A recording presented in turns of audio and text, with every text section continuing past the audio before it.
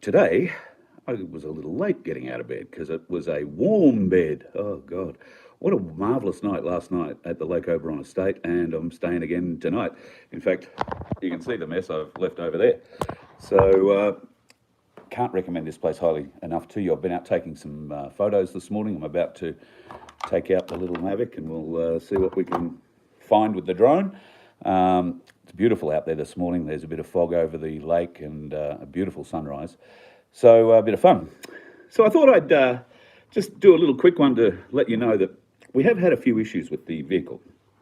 Nothing super hard to fix, although it seems that driving lights are proving a bit of a bother. But yesterday, thanks to Tony, the host here at Lake Oberon Estate, we were able to sort out a few issues with the battery. And, well, there was a few... hello, Caden. There were a few interesting little lessons to be learned. Now, for those who aren't aware, Vince recently, and I mean recently, licensed me to use a multimeter.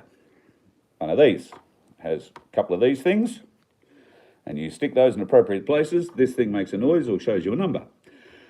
I was only trained and licensed by Vince to use this in two settings, off and on voltage, which he showed me what the V with the squiggly line means.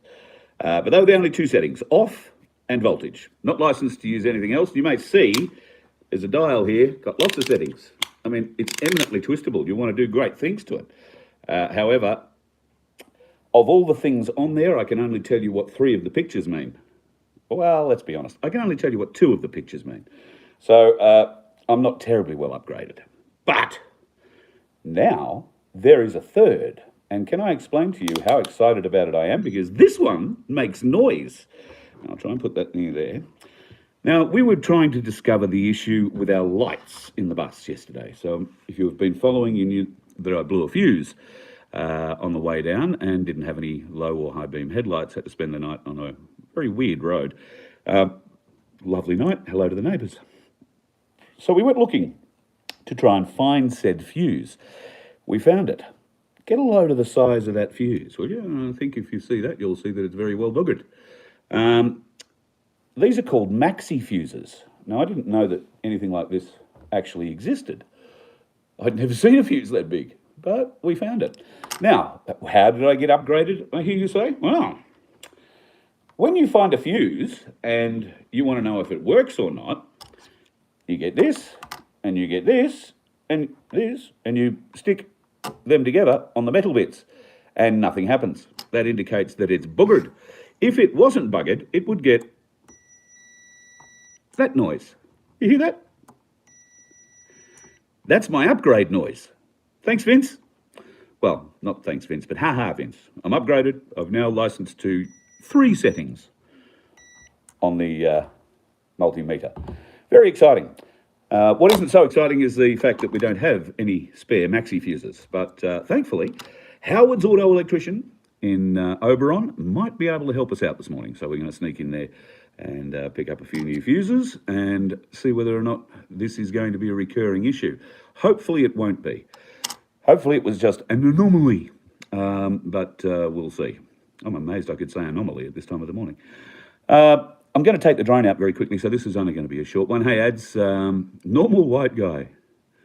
You used to sit on something similar? How pleasant for you.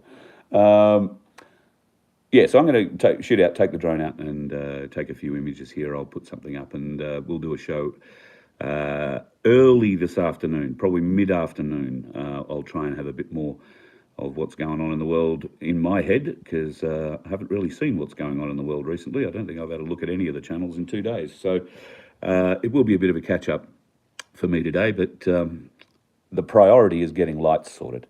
So if we've got to drive around the countryside, might have to go to Bathurst. How awful would that be? Might have to drive around the racetrack. How awful would that be? I did nearly take the bus around the racetrack yesterday. I was that close. When I came to Oberon, if you don't know the area, and I certainly don't, you come out of Sydney over the Blue Mountains and there is an opportunity somewhere to take a turn off to the Jenolan Caves. That not such a good idea, because if you miss the sign that says you can't get to Jenolan Caves down the Jenolan Caves Road, you drive a long way down that road before you find out you can go no further because it's been washed away and they're trying to build or rebuild the whole thing.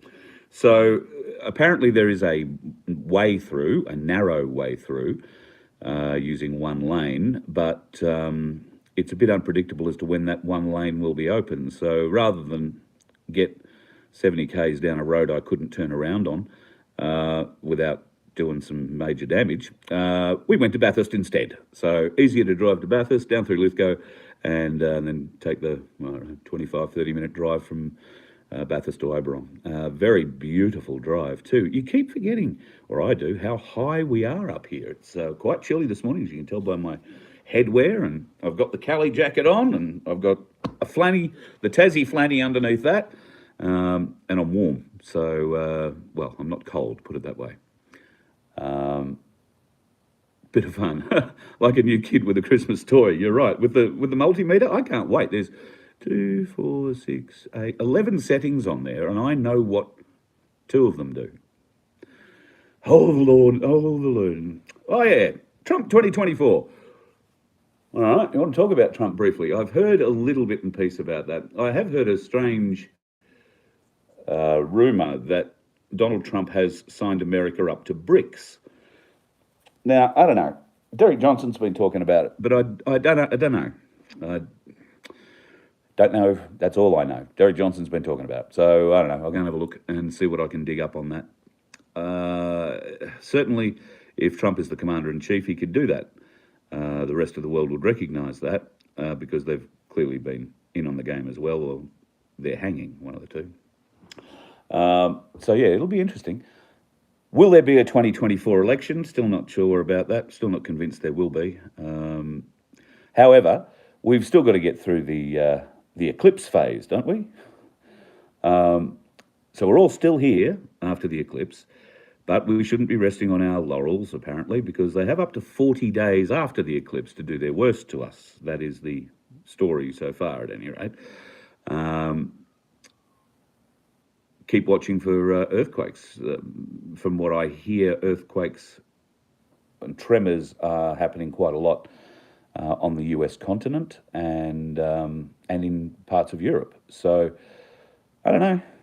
Might just be earthquake season, mightn't it? Who knows? So, we will see. Good evening from the Netherlands, Robin. Nice to have you. How is the Netherlands today? Well, tonight in your term, I guess, because it's just beautiful morning here now, about 10 to 8 in the morning, and stunning morning where I am at the Lake Oberon Estate. Seriously, folks, if you have a group getaway, you can get a bunch of people together. Maybe you're training freaks, you like to go running. I know there is a certain personal trainer in Melbourne who's very keen to get walking and lifting and doing all those sorts of. She'd go mad in that gym down there. There is a very, very well kitted out gym. There are, I think, enough beds on the property to sleep 30 or more people. Great place to hold seminars. You're away from everything. It's very relaxing. They are licensed here, of course. Obviously, they do great food. The food last night, lamb, oh my Lord, was just magnificent. And the Greek salad, tip my hat to Tony, beautiful Greek salad. So if you are looking for a place to conduct maybe a weekend seminar or a week's worth of getaway or whatever you need, if you are in the NDIS and you're looking for somewhere to take a client, or a client is looking for somewhere to go and relax and have a beautiful weekend fishing or, I don't know, patting sheep, then this is a great place to be doing it. Very, very pleasant indeed. And there's a little bit of local wine around if you don't mind trying the wines. So worth a look. Lake Oberon Estate is, I don't know, about 5 kilometres outside, might be a little bit further, might be 8 kilometres outside of Oberon itself. And when we go into town this morning, I'll take you with me. We'll take a bit of a look at what Oberon itself is like. I'm going to shoot out now and go and get some drone footage before the wind comes up and the sun is still doing its sort of waking up thing. It's really nice light out there at the moment, so we'll get into that. Robin, everything okay in the Netherlands? Is it though? I mean, I'd be very interested. I'm sorry you've only just joined in now.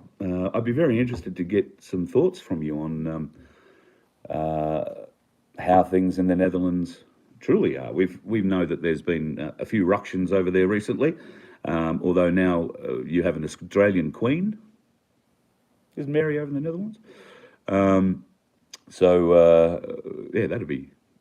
Well, it's cool for Tasmanians, I suppose. They don't get too many flags to hang their hats on, unless it's a football or a cricketer or a green. But that's another story. Ads, you'd just love to tour the country. Yes, well, you can. If you make that decision, you can do that. It's able to be done, but only you can make that decision. And I know right now you're saying, oh, I can't do that because I've got to do this, I've got to do that, I've got to make this excuse, I've got to do that thing, I'm committed to that. Well, yeah, okay, that's fine too. But just remember, the choice is always yours. And I've met people, you don't need, 10 metres of motorhome to go on the road. I've met plenty of people who are driving around in little high-ace vans that they picked up for $3,000 and very, very happy, very, very comfortable. If you're the kind of person that likes to sit around in your house then and do nothing, then high-ace van probably isn't for you. Conversely, if you like to get out and about and do things, then the big bus isn't for you. Not necessarily, because you're limited in certain areas you can get into. I suffer until I'm much more happy and content in my driving of it, and particularly parking of it. I suffer a bit of anxiety driving the bus when I'm towing, particularly this big trailer. I'm 17 odd metres long, and I don't worry about dragging it down the road. I don't worry about turning around corners. I don't worry about, backing the thing. That's all fine. I have real issues parking. Parking is the major, major, major issue with it, because it's not just something that will drop into a car park. So if you're not confident with driving and learning how to park larger vehicles, then steer well clear of the larger ones. But mate, I've seen people out. There are plenty of people sleeping rough, admittedly in Queensland, not too far down here. I don't think, in their cars, and they're wagons or just sedans that they roll a tent out of when they pull up at night. There are. And I've got to be honest, I haven't seen too many down around here at the moment, because I imagine it's just going into winter. And if you're going to be on the streets or living out of the car, you'd probably go north, wouldn't you, where it's a bit warmer? I think I would. So we'll see. I will do a little bit of an investigation of the homeless conditions in the areas that we're going to over the next couple of weeks. I know in Canberra there is quite a homeless problem, and I know one person who's working hard to try and rectify that. We might see if we can get a hold of them while I'm in Canberra and have a chat. But certainly through Victoria and down along the Murray, we will be along there in our Ainslie tour with FFS, and get a hold of me if you want me to do a story or find out a bit more about the homeless in your area. Then please get a hold of me, carl@vofhq.com. That would be awesome. All right, well, before the light goes, I'm going to go and get the drone out. Have yourself a great morning, folks, and I'll see you again later this afternoon, probably in 8, I'd say about 8 hours, 4 o'clock my time. I won't be doing a live show at the 6:30 time slot I normally use tonight, because I'll be in the middle of this MC job that I'm here to host. So won't be a show tonight, but there will be one about 4 o'clock. So hope you can catch up with that one then if you feel the urge. And hang on, Ads, what are you saying here? You would think it's all silver spoons. Oh no, life on the road is not silver spoons, my friend. It's not. People look at the bus and say, oh, geez, great. Well, look, if I was more mechanical, I'd probably have less anxiety about it, but I'm not. So I need things like multimeters and people who know maxi fuses from micro fuses and all that sort of stuff to help me along. There are certain elements of it that don't appeal to me. Probably not the elements you'd think of, though. One of the elements that doesn't appeal to me is having to clean the bloody floor of the bus every time I get in and out of it. Because you get a little bit of dirt on your feet or whatever as you're walking around. It's been damp, so I've just been in and out of the bus 3 times this morning getting, drone gear sorted and all that sort of stuff. And I've just had a look, and I'm going to have to wash the floors in the bloody bus. So that's annoying. That's annoying. Yes, I know I could probably get a mat and put that out and wipe my feet before I do all that, but I haven't got a mat. And if I did, I'd be throwing it down on the mud at the moment. So it doesn't make a lot of sense. I know, real first world problems. But when you've got as much electronic equipment as I do and as much finely tuned electronic equipment as I do, then you need to keep dirt out of it. The other thing about having a large motorhome, I guess, is you might think they're a fun thing to tour around in, and I personally love it. I love driving it. Love cruising down the road in it. However, it's loud. I was talking to somebody on the phone yesterday. I have to wear a set of headphones connected to my phone, and I think I was coming up over the range. I might have been talking to Darren Bergwerf. And he couldn't, it was Tim Dwyer. Couldn't believe the noise, which was coming out of the motor, funnily enough, because we're second gear, screaming our way up a hill somewhere. So yeah, very loud, very difficult, unless you're on a flat road and not really accelerating, or you're just cruising. It's very difficult to have a conversation with anybody who's in the vehicle with you, because it's loud. This vehicle has a V10 petrol motor that sits right beside me, right between you and your passenger, and she's loud, even though it's covered and insulated and all that. She's loud. And I think after we had our backburn, or the backburst with the LPG some months ago, and did a little damage to a few hoses and quite possibly an exhaust gasket, I think that might be getting a little bit worse. So when I was cleaning out the bus last week, I managed to find 2 exhaust gaskets. Maybe there was something they weren't telling us when we bought it, do you think? But anyway, that's a story for another time. We will see what happens.